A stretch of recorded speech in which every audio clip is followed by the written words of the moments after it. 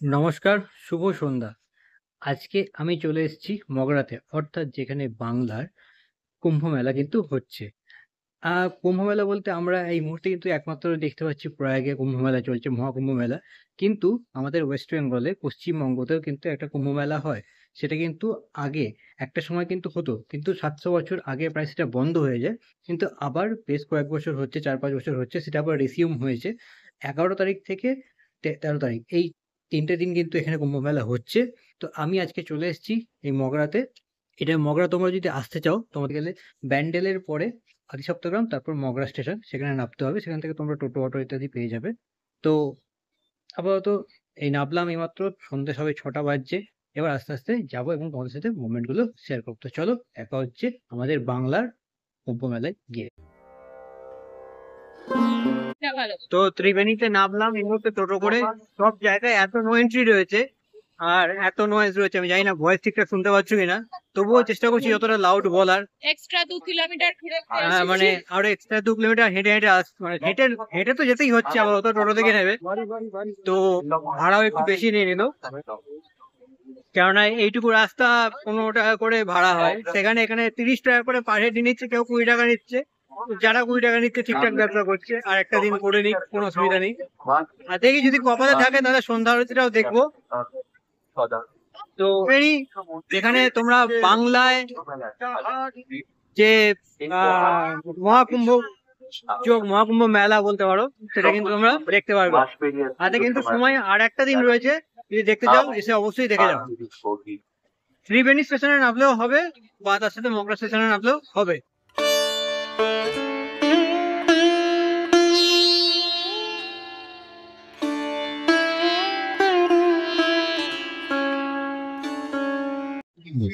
তো এখন আমি রয়েছি সপ্তর্ষি ঘাটের সামনে, যেখানে দৈনন্দিন গঙ্গা আরতি হয়। তোমরা দেখতে পাচ্ছ এই মুহূর্তে পুরো ভক্ত একবারে।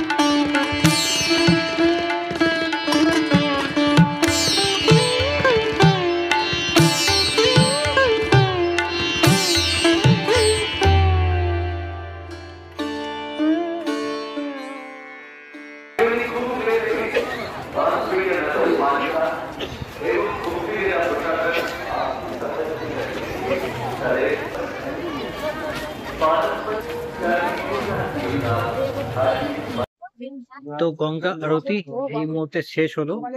এই মুহূর্তে আমি এসেছি এখানে দেখছেন এই রাস্তাতে, এই ঘাটটা একটুখানি ঘুরবো, বেশ ভালো সাজিয়েছে।